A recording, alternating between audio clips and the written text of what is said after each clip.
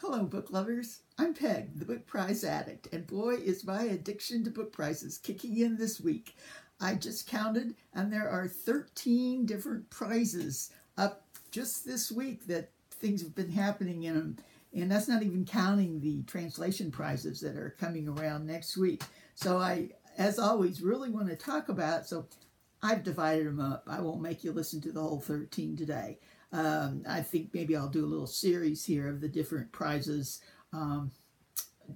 starting today and maybe over the weekend. So anyway, let's get started with today's. Actually, this is kind of like December, early December. Now, December I like, not because of any holiday in December, but because Steve Donahue starts the 1st of December for 12 days. He publishes his 10 favorite books, or he says they're the best books, in all kinds of different categories.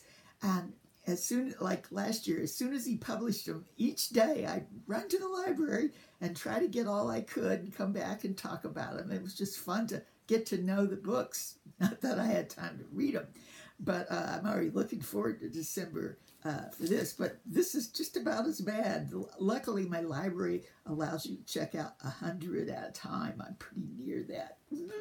Okay, anyway, before I start, I'm just going to do 3 prizes today. Before I start, I want to show you the book I was on the wait list for, and I just picked up The Old Drift, brand new.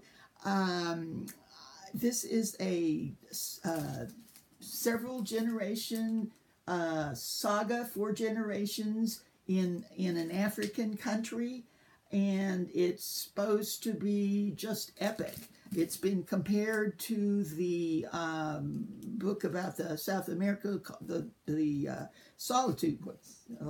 You know what I mean. 100 Years of Solitude. It's been compared to that, except it's about Africa. And it's got all kinds of big names talking about it on the back. I don't remember exactly where I heard about it, but I know Salman Rushdie had a big, very, very positive review on it in one of the London newspapers just last weekend. So for some reason, there do seem to be a lot of books taking place in Africa out now, and I'm really interested in that. So I'll be working on that while I'm looking at the book prizes. Okay, let's get down to the book prizes. Okay, the first one I'm going to talk about, that the short list just came out for the International Dublin Literary Award. This is probably the most valuable prize to win anywhere. There may be more, well, there probably are more, but it is £100,000 to the winner of this. And what it is, it's sponsored by the Dublin City Council, and it's been open for some time. They choose different public libraries throughout the world to nominate books that they think need to be on it. And the long list was published. The long list had a huge amount, so I've waited till the short list comes out to talk about it. But they are for a novel that's either written in English or translated to English, and it could be from any country or whatever. That's, I guess, the international part. Anyway, so I want to go through several. There's 10 books on the short list. Actually, only 2 of them are by Irish authors, so I'll go through those. The first one, incidentally, I want to tell you, these are older books. These are books that have been through, came out in 2017. I'm not sure why, but it takes them a while to get into the thing with this prize. I guess it takes them longer to get it all organized. But this is great because these are some great books that maybe I missed the first time, or maybe you missed the first time, and I'll be wanting to read again. So anyway, I'm sure you've heard of all of them if you follow book prizes at all. Okay, the first one is Sally Rooney's first book, called Conversation with Friends. Now, she, of course, has a book out now on different prize lists, several different prize lists, called, it's either Ordinary People or, there's 2 books out with the word people in it. Ordinary, I think hers is Ordinary People, but maybe not. Maybe it's Common People. Anyway, she has another one out, and I've heard several reviews where people compare this one to her new one, and I guess they're slightly different, but it'd be interesting to read this one again. Okay, the other Irish author up for this is Bernard McLaverty, and his book is Midwinter Break. This has been on several lists. Deals with a married couple who go for a weekend vacation, and it turns out to be quite a turn of life in their situation. It was interesting and very character based. Okay, next we have you can also have translations, and there's only one translation in the award this year. My very favorite book of many years, called Compass by Matthew Enard, and this, I believe, came out in 2017. And actually, I have, where did I put it? Oh, this is not good. I'm losing track already. Oh, here it is. Okay. I still have my old copy, the Fitzcarraldo edition, and I hope to read it again. As I said, it was been my favorite book I've declared for years now, and it's really due another reading. It's very complex and thick and little writing, but it's about this musicologist, and it takes place as he tells a story all one night of his life about past romances. It's got a lot of interesting things about music. There's actually a playlist of music that goes with the music he talks about. So I'm really looking forward to reading that one again. Let's see here. Okay, and there's, as I said, there's 10, but the last one I'm going to talk about is Lincoln in the Bardo, the 2017 Booker winner and prize from writer American. And again, I'd like to read that again. It's been a while. It's fun to see these older books, prize-winning books. Actually, there are several more from the 2017 Booker shortlist on this. So I put in the links at the bottom, so if you're interested, you can go read more about these. Okay, next we are going to talk about the Desmond Elliott Prize. Desmond Elliott was an acclaimed literary agent and publisher in London, I guess quite a character. And this is for debut novels, and it's called the most prestigious prize for debut novels. Now, Steve Donahue, who I'm sure you all know, I remember last year we talked about Desmond Elliott. He had sort of an interaction that was really interesting with Desmond Elliott. So I hope I can get him not only to talk about that again, but to give his ideas on the books here, because Steve, as you know, specializes. I'm sure you know who he is. If not, look up Steve Donahue and start watching them. You'll know about all the new books that are coming out. Okay, what was I going to say?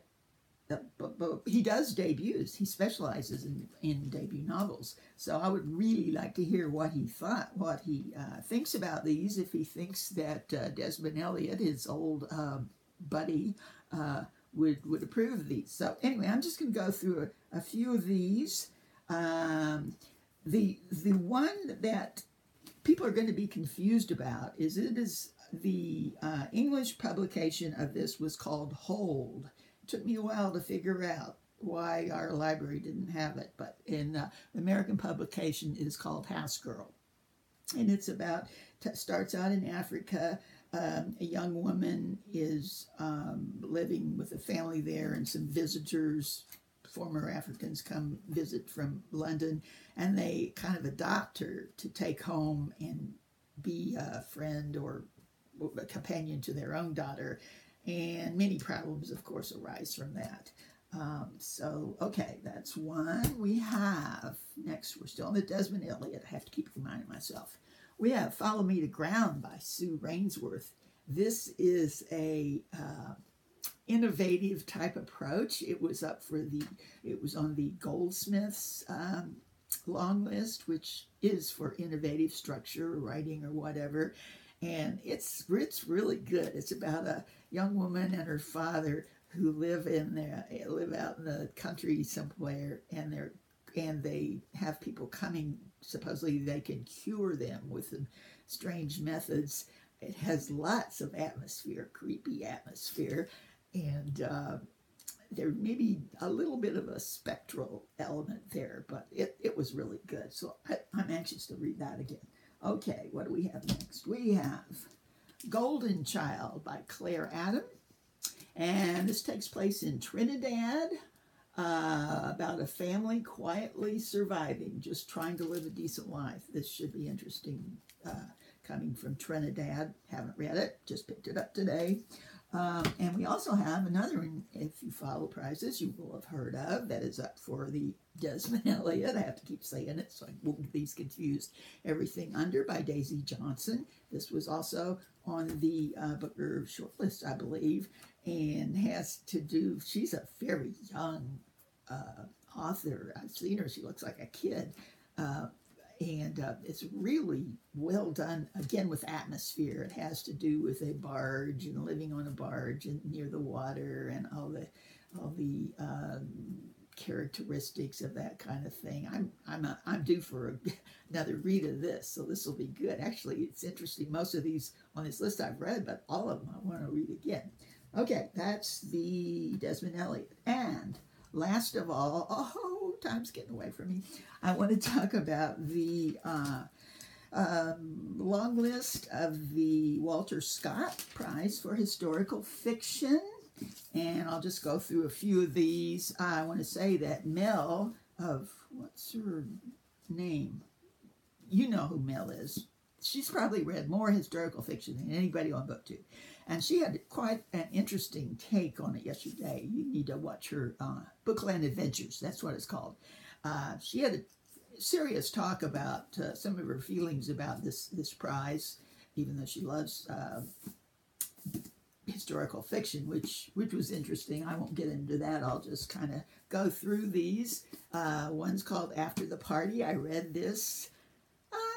Okay, it definitely is different about a young woman in World War II that gets, or before World War II, that gets involved with the fascist party in London and gets sent to jail and how that affects her life, etc.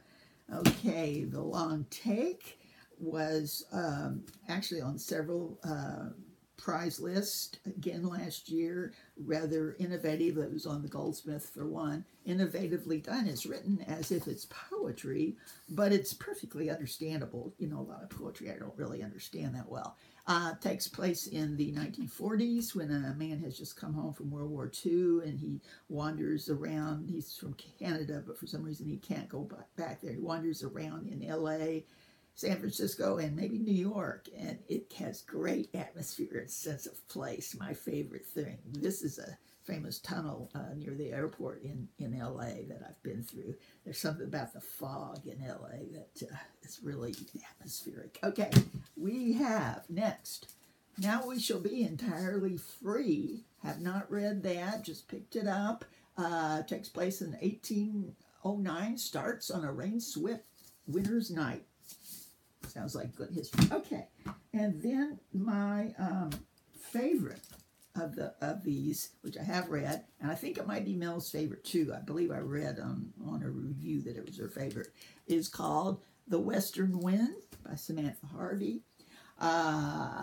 This is a very, very historical book. It takes place in the Middle Ages in England, and it's the story of a small village, and the priest who's there tells a story from his view, and it kind of goes backwards in time, which is an interesting way, and it's well done like that.